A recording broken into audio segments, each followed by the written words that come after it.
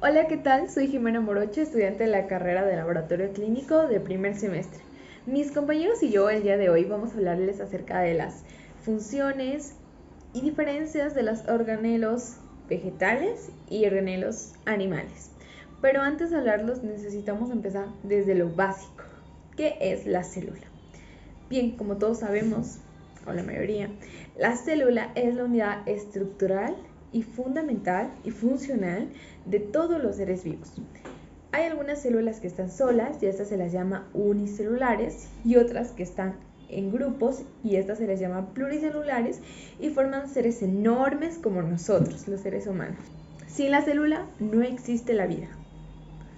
Todos los organismos vivos están formados por células, desde una bacteria hasta un elefante.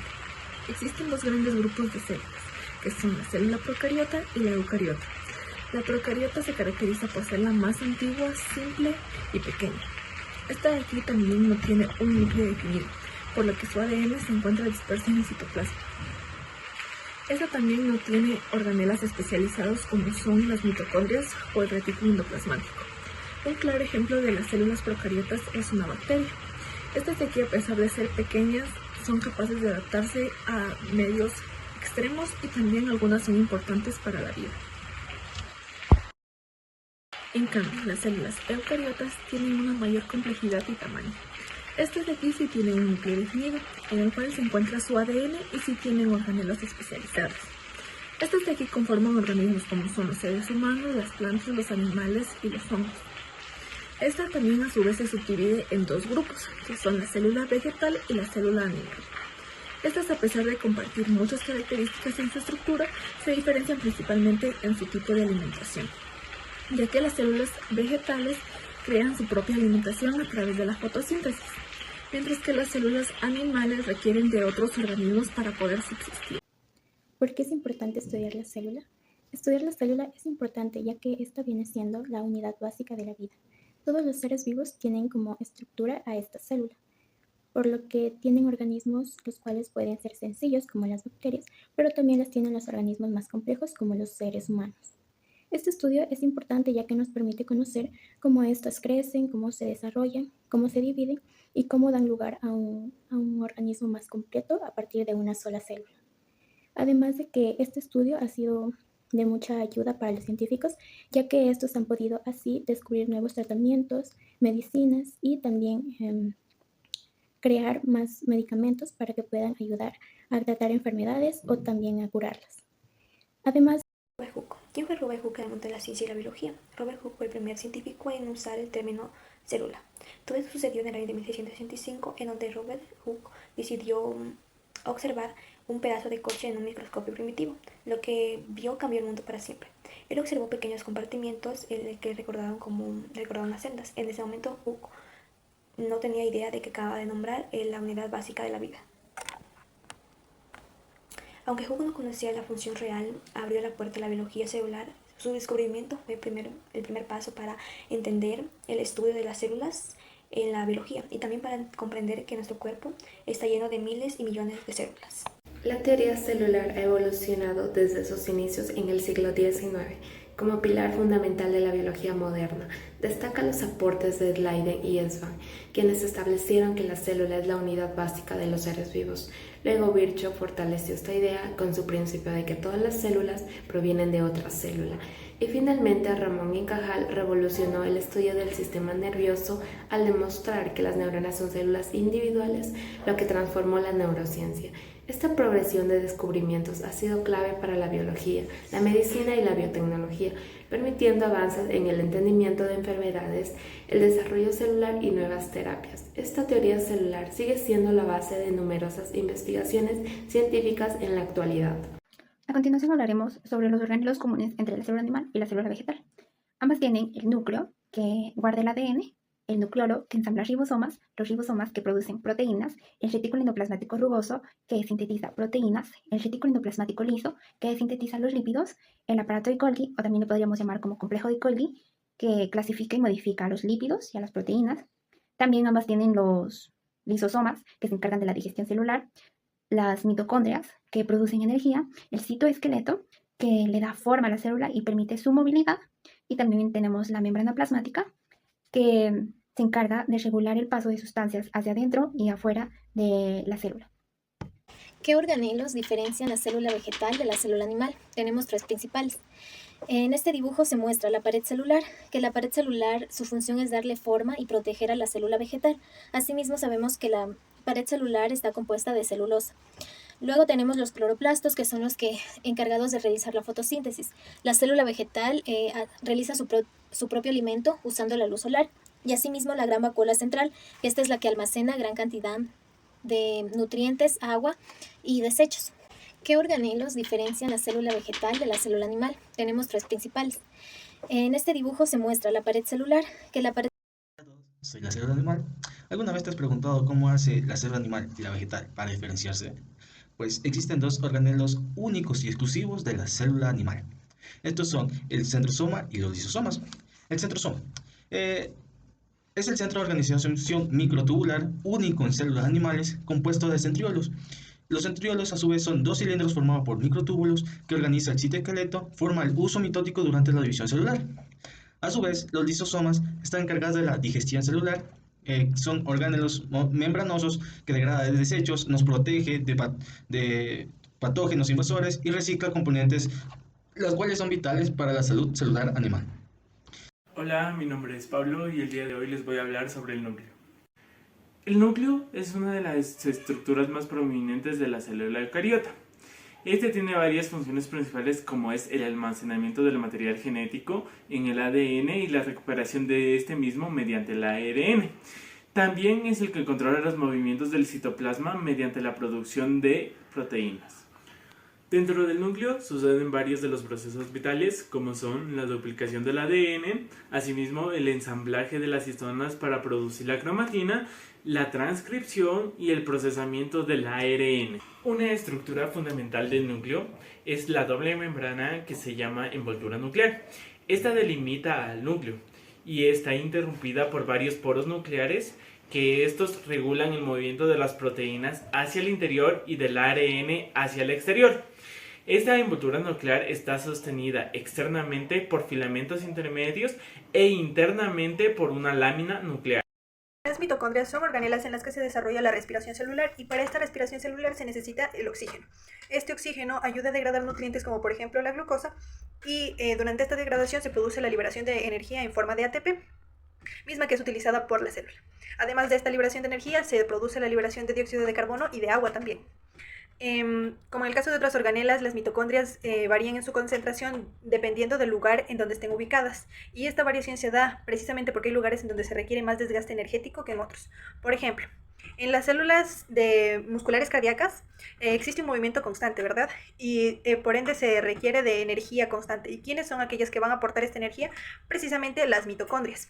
Entonces, en células musculares cardíacas va a existir una mayor cantidad de mitocondrias que en, por ejemplo, células hemáticas. En 1880, Rudolf Kelicker visualizó a las mitocondrias, una de las primeras mitocondrias, en justamente células musculares de insectos. Y a estas las denominó en ese entonces sarcosomas. Posteriormente, más investigadores lograron visualizar estructuras similares y las fueron nombrando de acuerdo al lugar en donde estaban ubicadas y a las tinciones que permitían visualizarlas. Hablaremos sobre una organela muy importante y fundamental que son los ribosomas. Por aquí, a continuación, ellos. Hola, soy el ribosoma y soy una estructura en donde ocurre el acoplamiento de los aminoácidos durante la síntesis de proteínas. Además, soy muy variable y muy extenso. Esto ocurre ya que está en relación con la cantidad de proteínas que están siendo fabricadas por la célula. Los ribosomas no se hallan rodeados por una membrana, sino que se constituyen por dos subunidades, por una mayor y por una menor, cada una formada por ARN ribosómico y proteínas. Estas se encuentran separadas y su ensamblaje se da en el momento que se produce la síntesis de proteínas. Los ribosomas, en donde se sintetizan las proteínas que serán liberadas al exterior, se encuentran adheridas a la membrana nuclear y a un sistema complejo de membranas internas llamada retículo endoplasmático. El retículo endoplasmático es una red de sacos aplanados, tubos y canales interconectados. Estos canales interconectados se denominan cisternas, y estas cisternas tienen ribosomas adosados en su superficie, unidos por proteínas de acoplamiento. Se denomina rugoso cuando tiene ribosomas adheridos a su superficie externa, y la función de estos dos en sinergia va a ser el sistema de síntesis proteica, que ésta se divide a su vez en dos módulos, o bueno, por así decirlo.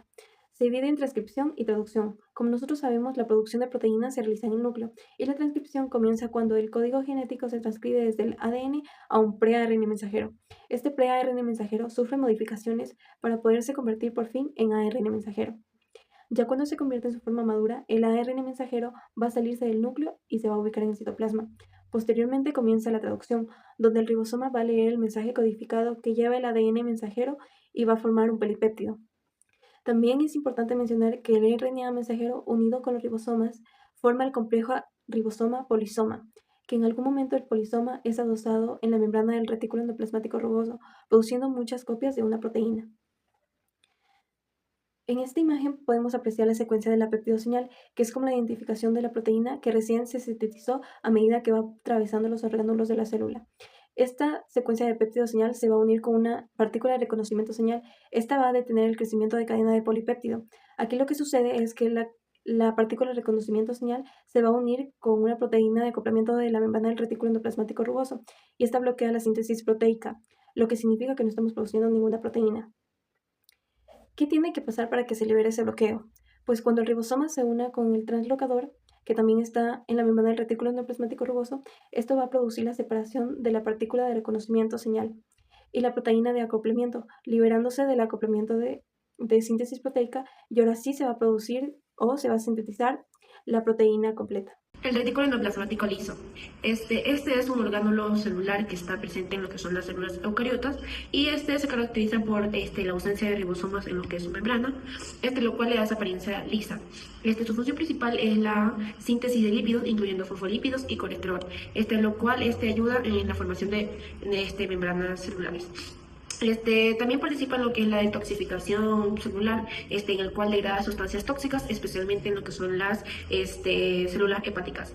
Además, en las células musculares, juega un papel fundamental como almacenador y liberador de iones de calcio, lo cual ayuda en lo que son las contracciones musculares.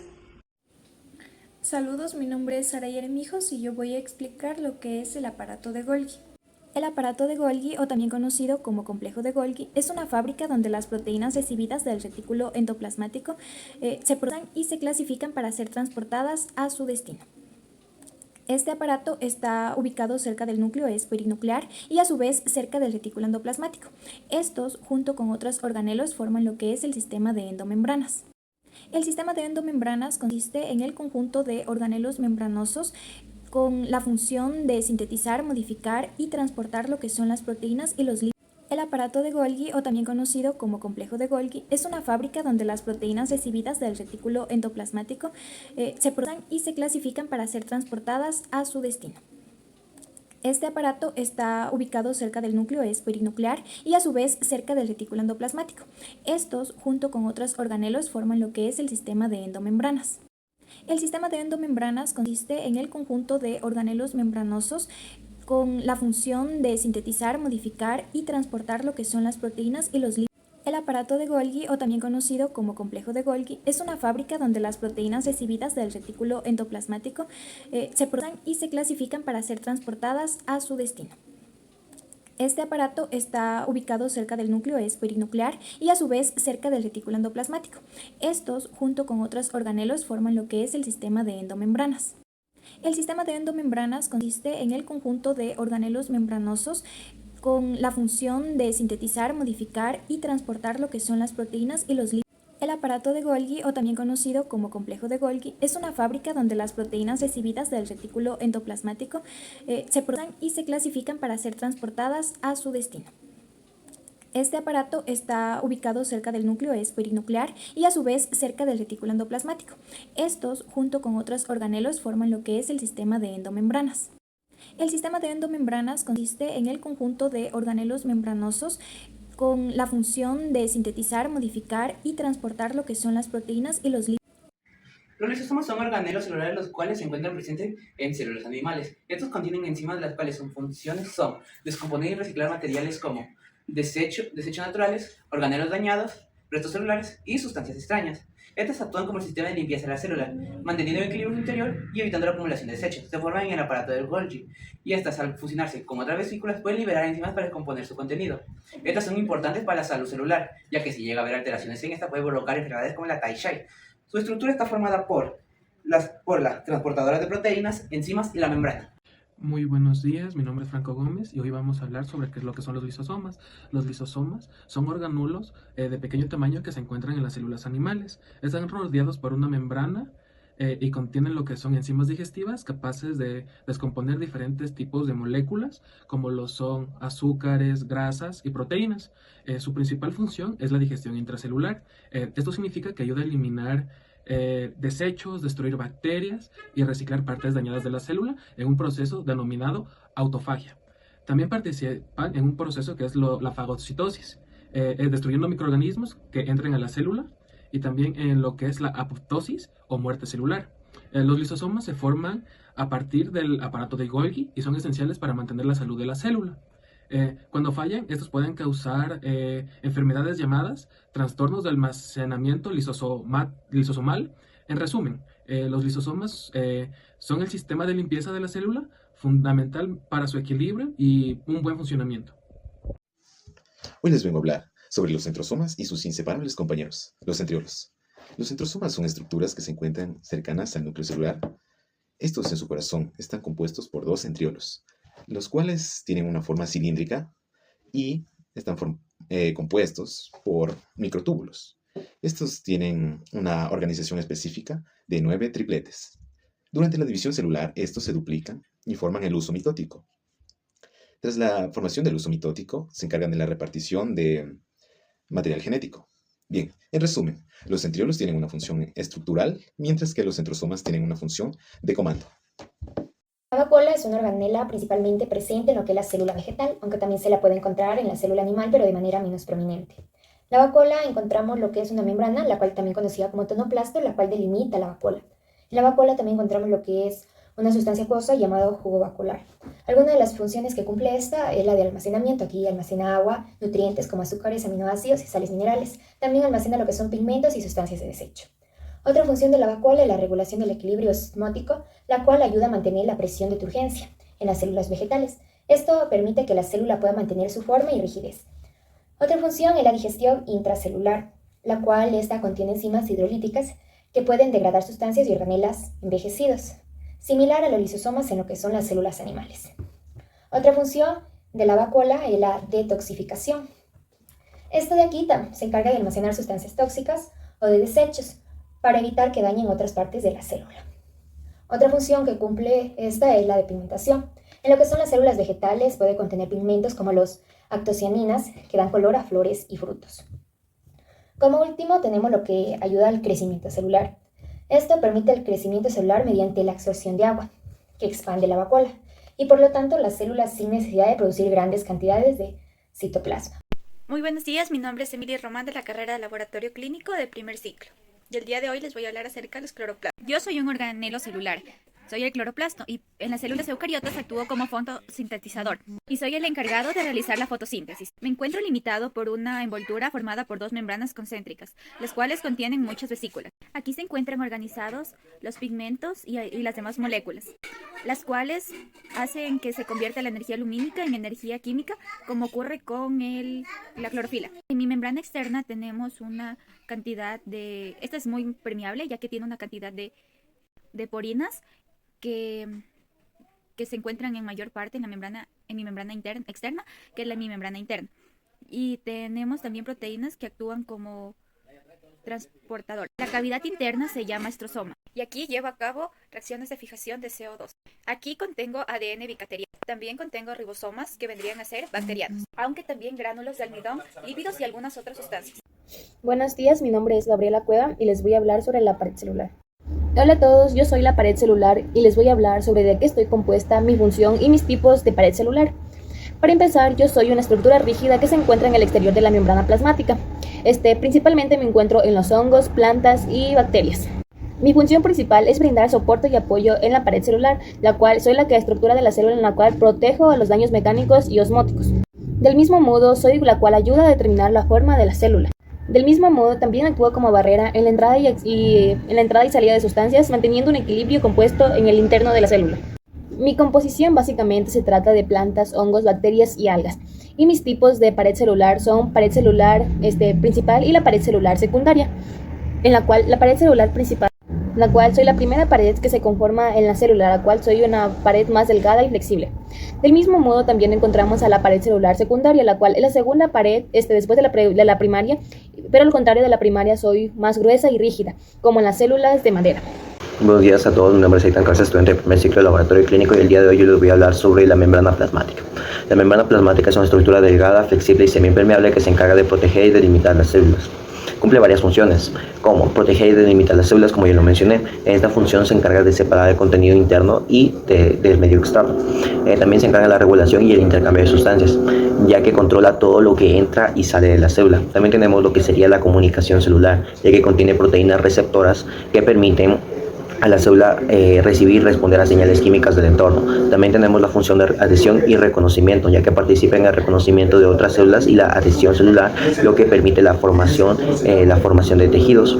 Y también está compuesta, hablaremos sobre su composición. Su composición se basa principalmente en una bicapa lipídica, lo que quiere decir que está compuesta principalmente por fosfolípidos. También está compuesta por el colesterol, proteínas integrales y periféricas. Las proteínas integrales también son conocidas como proteínas transmembranosas, ya que estas atraviesan la membrana, y finalmente está compuesta por carbohidratos. Muchas gracias. Hola, mi nombre es María Aguilar, estudiante de primer ciclo de la carrera de Laboratorio Clínico de la Universidad Nacional de Loja, y hoy voy a hablar sobre una parte fundamental de la célula, que es el citoesqueleto. El citoesqueleto es una red compleja de filamentos proteicos que se extiende por todo el citoplasma. Su función principal es brindar forma, soporte y organización a la célula, al igual que los huesos lo hacen con nuestro cuerpo. Está formado por tres tipos principales de filamentos. Microtúbulos. Son túbulos huecos formados por las proteínas tubulinas. Actúan como rieles para el transporte de orgánulos y vesículas, y también forman estructuras como los cilios y flagelos, esenciales para el movimiento celular. Filamentos intermedios. Dan resistencia mecánica a la célula, son más estables que los otros filamentos y ayudan a mantener la integridad celular, especialmente en células sometidas a estrés como las de la piel. Microfilamentos o filamentos de actina. Son los más delgados y están formados por actina. Participan en el movimiento celular, la contracción muscular y también en procesos como la división celular y la ciclosis. Además de sostener la forma celular, el citoesqueleto participa en funciones vitales, como el transporte intracelular, la señalización, el anclaje de orgánulos y la mitosis. La célula es una unidad fundamental para la vida, y a esta se la puede comparar con ciertas cosas en sí. Digámoslo así, podría existir una analogía de la célula como una ciudad o una fábrica muy eficiente, pero en este caso hablamos con una ciudad. Por ejemplo, en una ciudad existen diferentes medios de transporte, edificios, estructuras que permiten el funcionamiento de esta. Así mismo funciona la célula. Como por ejemplo algunos componentes de la célula, como serían la membrana plasmática, que estas serían como las aduanas, digámoslo así, o los centros de control que permiten o no el paso de ciertas sustancias. También encontramos lo que es el núcleo, que sería como lo que es la alcaldía o el centro de mando, digámoslo así. Desde aquí se dan todas las órdenes a toda la célula para que realice ciertas funciones o no. También encontramos lo que es el citoplasma, que es donde se encuentran todas las estructuras, todos los edificios, todos los medios de transporte, las carreteras. Y aquí es donde están situadas todas estas infraestructuras, donde funciona todo. Y también encontramos lo que son las mitocondrias, los organelos muy importantes, que sirven para producir energía a toda la ciudad. Existen otras más analogías, pero estas en sí son las más importantes. Y esto es lo que nos dice que la célula es algo muy importante y que no funciona solo una pequeña parte. Todas las células sí están en constante movimiento y en constante funcionamiento. Como dato adicional, voy a hablar acerca de la importancia del estudio celular en la actualidad. Se podría decir que hoy en día estudiar o saber acerca de la célula tiene un valor significativo tanto en los avances científicos como médicos. Como hemos escuchado anteriormente, la célula es la unidad básica de la vida. Es por ello que se podría decir que todos los organismos están formados por células. Entonces, el estudio de estas nos permite saber cómo se generan las diferentes enfermedades que hoy en día conocemos, también nos permite desarrollar los tratamientos para combatir las mismas. La investigación celular tiene también un punto clave en lo que es la biotecnología y la genética, debido a que permite la regeneración de tejidos y también la producción de diferentes vacunas. Es por ello que entender acerca de las células nos permite tener un estilo de vida mejor y también nos permite desarrollar habilidades para enfrentarnos a los avances científicos. Pero ahora, ¿en dónde nosotros podemos encontrar a las células? ¿Y por qué es importante saber de estas? Como lo dije anteriormente, es importante saber para nosotros tener un estilo de vida mejor, debido a que, como lo dije, nos permite saber acerca de las enfermedades. Entonces, nosotros con este conocimiento vamos a evitar hacer cosas que dañen a nuestra salud. En resumen, ¿qué es la célula? La célula es la unidad básica de la vida y es la estructura más pequeña que puede mantener la vida de manera independiente. Existen dos tipos de células, las procariotas, que son células sin núcleo, como lo son las bacterias y las arqueas, y las eucariotas, que son células con núcleo, como son las células animales y las células vegetales. La historia del descubrimiento de la célula. Para esto debemos hablar de algunos personajes como lo son Robert Hooke, quien descubrió las células observando un corcho a través de un microscopio. De ahí está Matthias Schleiden, que es un botánico alemán que descubrió que las plantas están compuestas por células. Theodor Schwann es un zoólogo también alemán que descubrió que los animales también están compuestos por células. Y finalmente Rudolf Virchow, que es un patólogo alemán que también estableció la teoría celular, afirmando que todas las células provienen de células preexistentes. Hablando de organelos comunes, podemos encontrar las mitocondrias, las cuales generan energía para la célula, los ribosomas, que sintetizan las proteínas, los lisosomas, los cuales digieren y reciclan materiales celulares, el aparato de Golgi, que modifica y transporta proteínas y lípidos. Los organelos exclusivos de las células vegetales son los cloroplastos, los cuales realizan la fotosíntesis, las vacuolas, las cuales almacenan agua y nutrientes, la pared celular, la cual proporciona estructura y soporte a la célula. Luego tenemos los organelos exclusivos de las células animales. Aquí podemos encontrar los centriolos, los cuales participan en la formación de cilios y flagelos. Los lisosomas son los más prominentes en las células animales que en las células vegetales. Finalmente encontramos las estructuras celulares, como lo es la pared celular, la cual es una capa rígida que rodea la célula vegetal, proporcionando estructura y soporte. Tenemos también la membrana plasmática, la cual es una capa semipermeable que rodea la célula, regulando el intercambio de materiales. Tenemos el citoesqueleto, que es una red de filamentos que proporciona estructura y soporte a la célula y participa en la división celular y en el movimiento. Hoy, gracias a la tecnología, podemos estudiar las células con herramientas como los microscopios electrónicos, la biología molecular y hasta la inteligencia artificial. Esto permite descubrir enfermedades, crear medicamentos y hasta entender cómo funciona de mejor manera nuestro cuerpo. Recuerda que el estudio celular sigue siendo vital. Y hemos llegado al final de este video. Increíble, ¿no? Cómo la función de cada organela de estos dos tipos de células eucariotas, como la célula animal y también tenemos la célula vegetal. Y recordemos que de estas millones de fábricas trabajan en un segundo. La vida comienza en una célula. La vida comienza en una célula. La vida comienza en una célula. La vida comienza en una célula. La vida comienza en la célula. La vida comienza en una célula. La vida comienza en una célula. Y recuerda, la vida comienza en una sola célula. La vida comienza en una célula. La vida comienza en una célula. La vida comienza en una célula. La vida comienza en una célula. La vida comienza en una célula. La vida comienza en una célula. La vida comienza en una célula. La vida comienza en una célula. Y la vida comienza en una célula. La vida comienza en una célula. La vida comienza en una célula. La vida comienza en una célula. La vida empieza en una célula. La vida comienza en una célula. La vida comienza en una célula. La vida comienza en una célula. La vida comienza en una célula. La vida comienza en una célula.